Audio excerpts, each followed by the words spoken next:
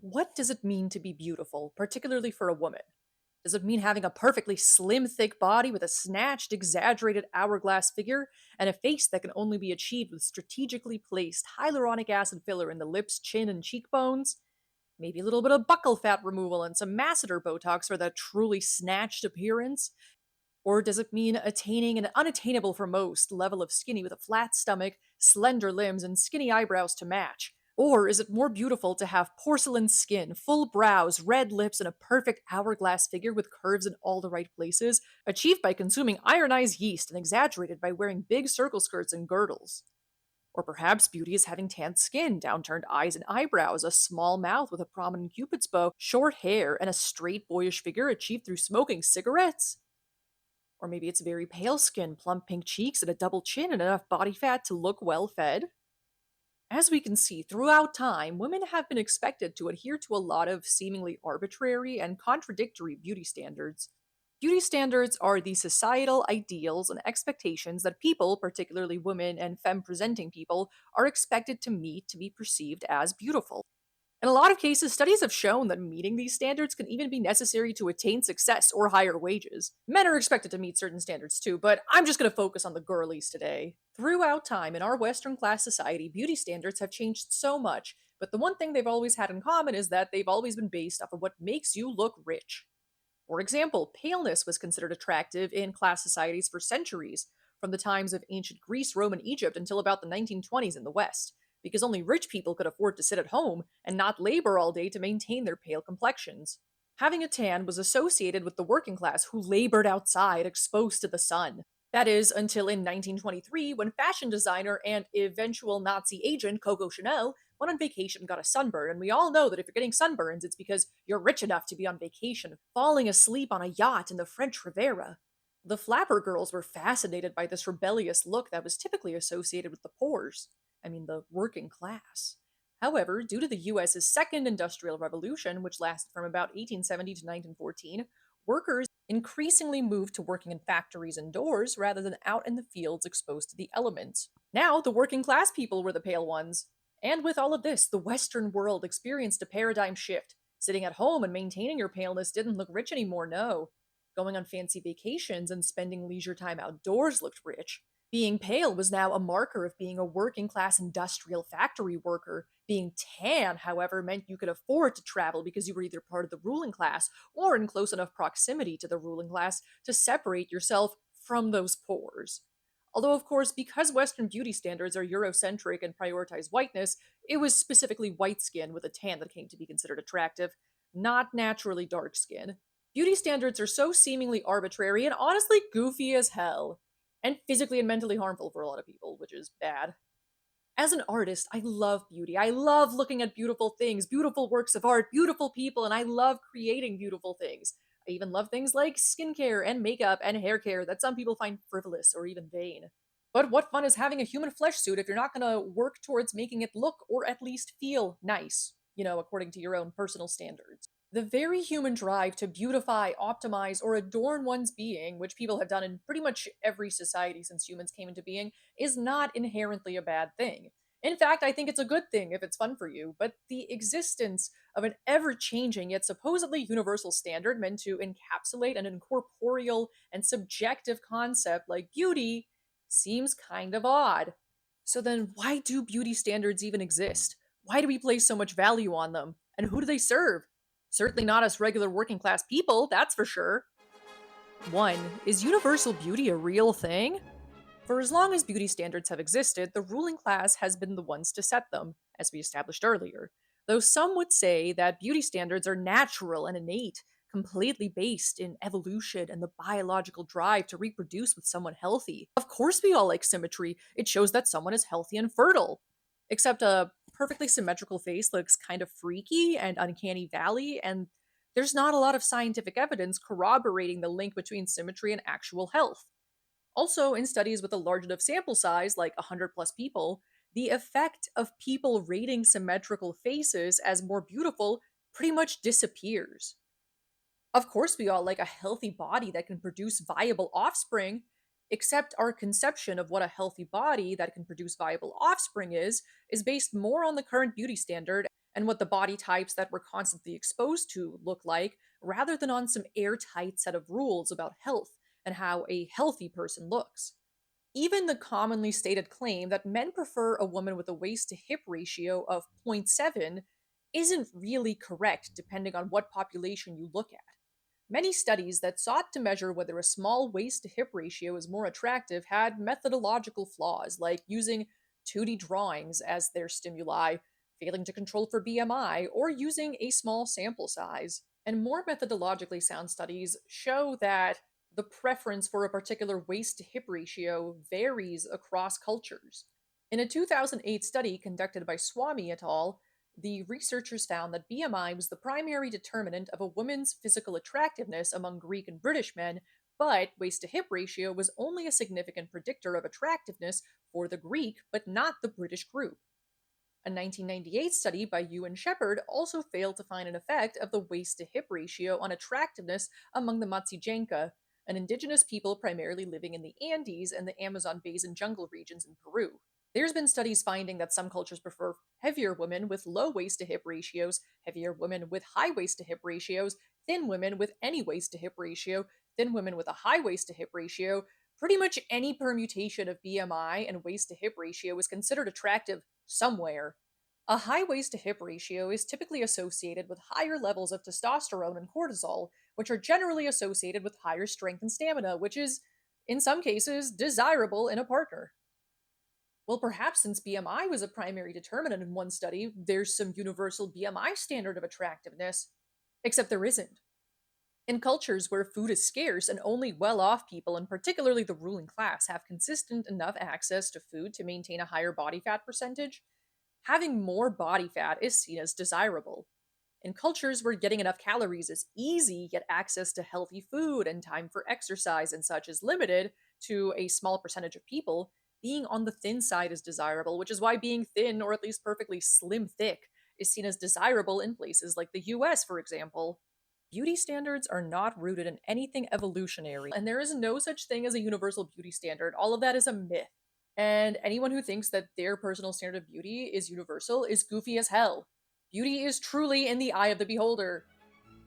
2. How beauty standards are manufactured for profit. In fact, the main things beauty standards in Western class societies like the US or Western Europe are rooted in is the concept of whiteness, and in what the ruling class deems beautiful and profitable in the moment. And even in some non Western societies, too, both because of the legacy of paleness being associated with wealth across many cultures, and because the US likes to export and globalize anything that it creates, including beauty standards in their current form. Plus, the entire purpose of beauty standards is to get the working class to value what rich people value and what the ruling class values, and then focus on attaining the unattainable beauty standard rather than attaining our own liberation. According to Dr. Hannah McCann, a cultural studies lecturer at the University of Melbourne, to suggest that there are universal ideals of beauty that transcend culture, as evolutionary psychologists do, completely fails to comprehend the way that ideals of beauty have been constructed in order to be sold. A lot of beauty standards came about simply because getting people to follow those beauty standards made a capitalist somewhere a whole lot of money. Though things like skincare, hair care, and cosmetics were always a thing across many cultures, capitalists attempt to capitalize off of those things by creating new insecurities in people and then selling products to fix those newly invented insecurities. When the creator of L'Oreal, Eugene Schuler, introduced the brand's shampoo in 1938, he also aimed to set a new standard for how frequently one should wash their hair. There are 43 million people in France. Let's imagine that those 43 million people wash their hair once a week. We would sell 20 times the number of units that we sell at the moment. He also said that the best way to market to people was to tell people they're disgusting, they don't smell good, and they're not attractive. Another example of this is that in the early 1900s, women overall didn't really care about shaving their leg or armpit hair. They were more focused on removing forearm and facial hair. In fact, it was so unusual to shave one's legs that a girl accidentally cutting herself shaving her legs made national news in 1920. Around 1915, when sleeveless Greco Roman inspired dresses started becoming trendy, Harper's Bazaar started running ads for products meant to remove armpit hair and Zafir. I never thought he'd join me. We're gonna hang out? We're hanging out. In the 1920s, advertisers started attempting to target leg hair, and by the 40s, leg hair removal became the standard.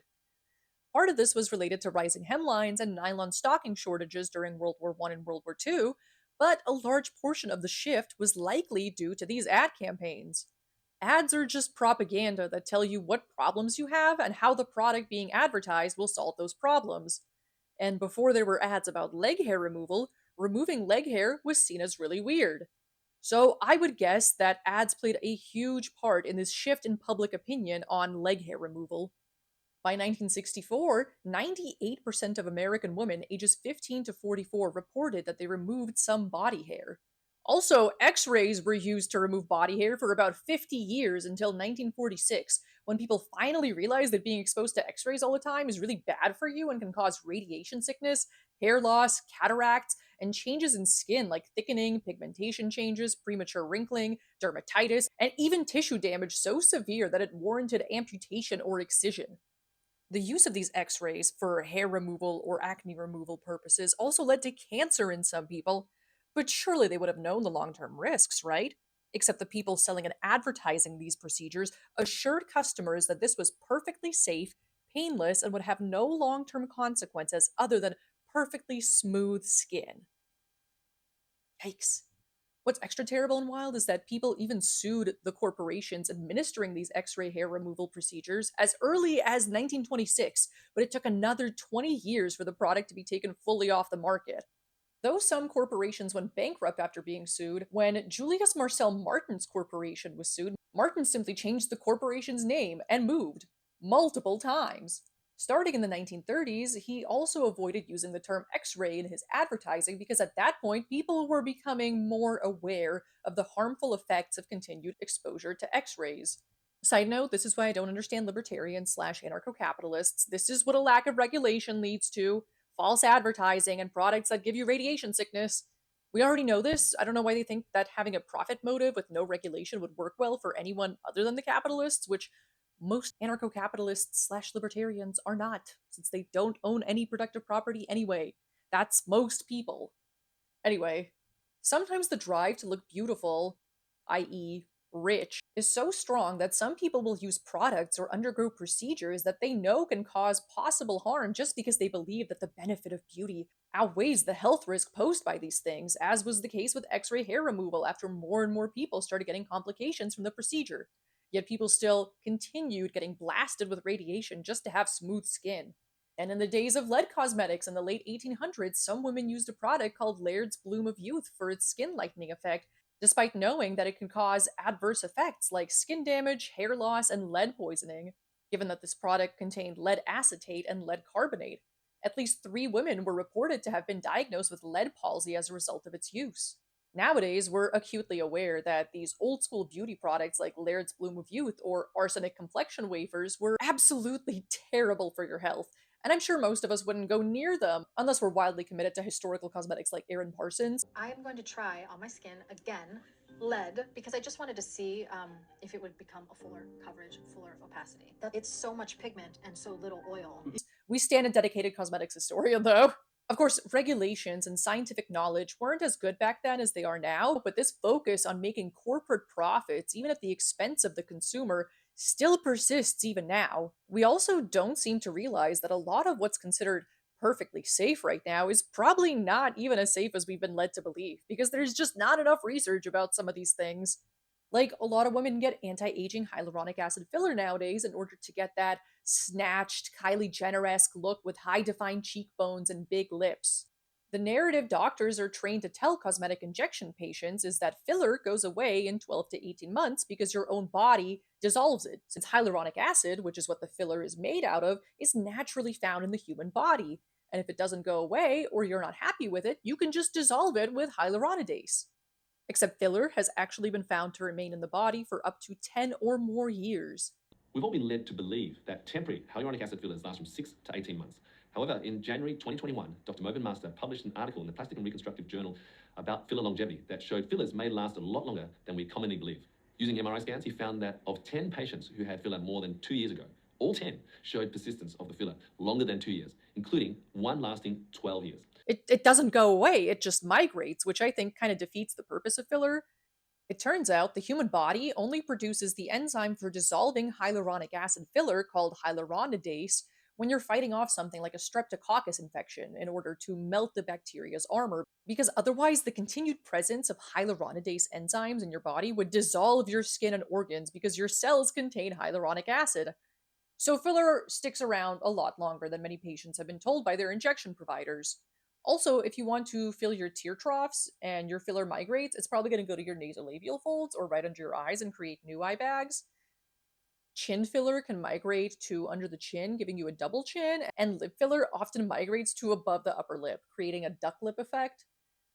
And this doesn't even cover the complications that can arise with hyaluronic acid fillers like skin necrosis, sudden allergic reactions, chronic inflammation, vision loss, granulomas, and many other potentially awful things.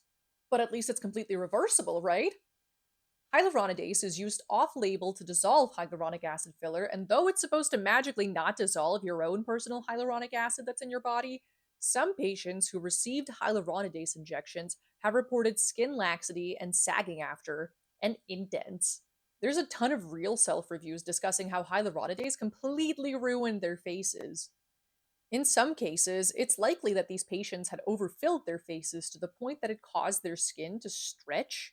So when the filler was dissolved, there was not enough volume in the face to hold the skin taut like before, leading to sagging. However, according to this plastic surgeon, in some patients, the structure that connects the facial muscles to the skin will become abnormal when the filler is dissolved. Problem becomes those patients and other patients who are just sensitive to dissolver for some reason don't regain all the hyaluronic acid that they lost. And in those patients that it does happen, my guess is that you're depleting the hyaluronic acid. Hyaluronic acid is little tiny particles, and you're depleting it so much that your body comes and doesn't have a signal to say, hey, hyaluronic used to even live here. And the balance is thrown off and it becomes completely depleted of hyaluronic. This does correspond to a thin mass. This is happening in some patients, and that's where I think these horror stories are coming from, where they say, my face was deflated. The results of hyaluronidase injections are also not as predictable as the actual filler itself, and it's technically not even actually FDA approved for dissolving hyaluronic acid filler. It's used off label. Do with that info what you will. Also, hyaluronic acid filler has been shown to block lymphatic channels, which can cause lymph stagnation and make it harder to drain lymphatic fluid and fight off infections. I find that all kind of terrifying, which is why I personally will never get hyaluronic acid filler. Hyaluronic acid only belongs in my moisturizer and my cells, not as a hydrogel chilling under my skin for who knows how long. And if you get fillers and love them, you do you. I can't tell you to stop, but I figured you should probably know all this. I mean, it's interesting information. I feel like in like 30 to 50 years, if humanity chooses the good ending and avoids a climate apocalypse, hyaluronic acid filler might be seen similarly to how we view X-ray hair removal today.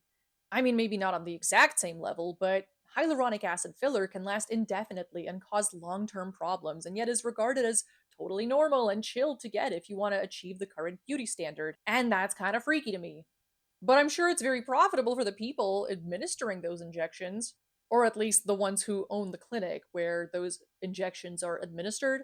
In fact, the global hyaluronic acid based dermal fillers market is projected to grow from $4.13 billion in 2023 to $7.15 billion by 2023.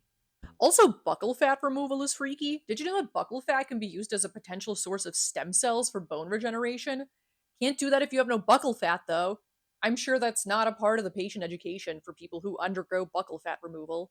But anyway, wow, capitalists sure do love making money off of our insecurities with no regard for the long term effects that their products have on people and their health. 3. Why do people still follow beauty standards? So, why do people still buy into these beauty standards despite the fact that they're not actually universal but simply made up by capitalists who want to profit off of our insecurities? This is about to get dense, so let's define some terms first, shall we? Capitalism is the private ownership of the means of production. This means that private individuals own the facilities, land, factories, raw materials, and so on required to perform labor, and we, the working class, sell our labor to these capitalists for a wage. The capitalists want to make as much money and profit as possible from the labor of the working class while paying the working class as little as possible, while the working class wants to work as little as possible for as much pay as possible so we can live comfortable lives, do what we enjoy, and spend time with our friends and families instead of spending all our time working for a capitalist who is getting rich simply because they own stuff. This capitalist economic base, which incentivizes and rewards ownership of private productive property and the exploitation of workers, gives rise to what is called a superstructure. Basically, the ideology, culture, values, laws, philosophies, and so on within a society that aren't directly related to production. The relationship between the two is cyclical, with the economic base shaping and maintaining the superstructure, and the superstructure maintaining and shaping the base. The fact that capitalists are rewarded for making as much money as possible, no matter the human or environmental cost, creates and reinforces an ideology and a value system that frames what these capitalists are doing as moral, valuable, and acceptable. As a result, under capitalism, we are taught from birth by the culture, media, laws, education system, and everything else around us that's a part of the ideological superstructure that it is aspirational to become a capitalist because to be rich is to be successful and therefore moral. The idea that being financially successful equates to being a moral hard worker also leads to the narrative that those who are part of the ruling class deserve their wealth, thus reinforcing the mythos of capitalism further. The capitalist ruling class also has a vested interest in making us spend money on their products and services and will do whatever they can to make a profit, even if it harms people. Doing so means they often don't always research or fully disclose the side effects of their products, and sometimes even cover those up, like Exxon, who knew about climate change 11 years before it became a public issue and spent millions of dollars to cover it up. This applies to the beauty and cosmetics industry too, although the harm they cause isn't primarily environmental but more mental, and sometimes physical, like with x rays for hair removal and lead cosmetics. The capitalist economic base incentivizes and rewards ownership of private productive property as a way of building wealth. So the capitalists of the beauty industry who set these beauty standards are financially rewarded, as we discussed earlier. If you convince people they're greasy and stinky so they'll wash their hair more often, bam, you have way more money than ever before. If you convince people that aging has given them volume loss in their cheekbones that makes them look hideous, so they need filler, bam, more money.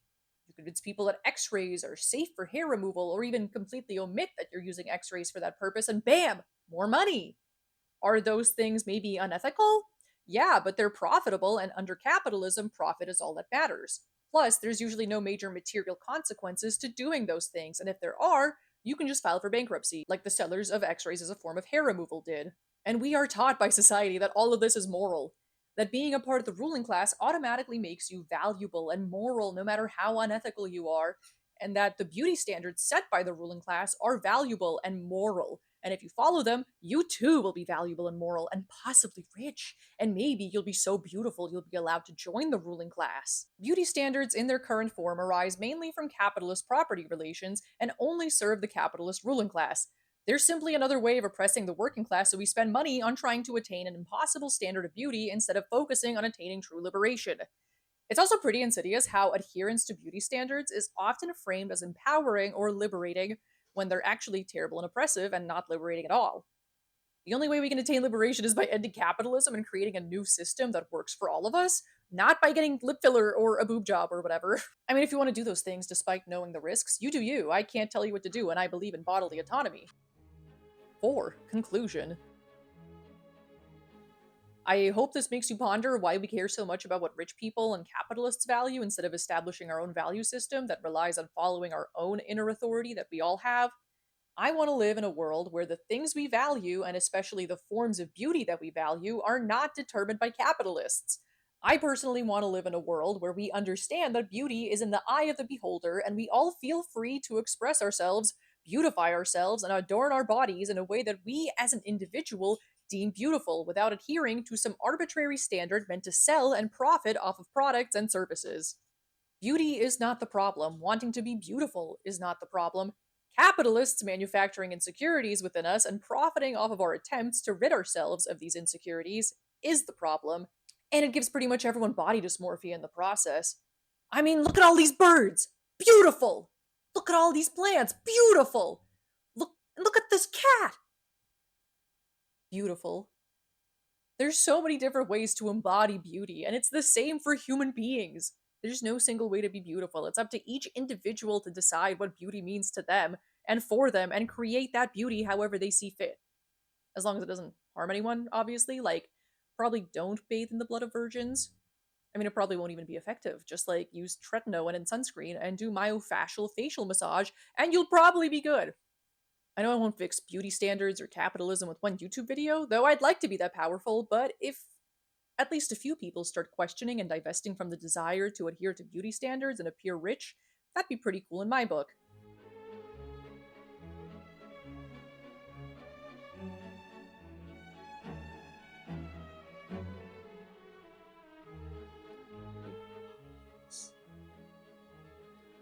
I have 2 cats!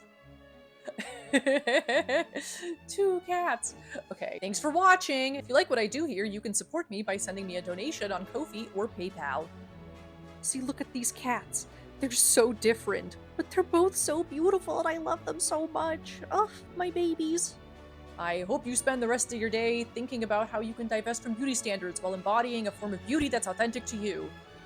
Or just like look at some nice birds or a tree outside because nature is very beautiful. Yeah, like touch grass. It's good for you. He was like, I hear you're making a video about beauty standards. I'm the standard.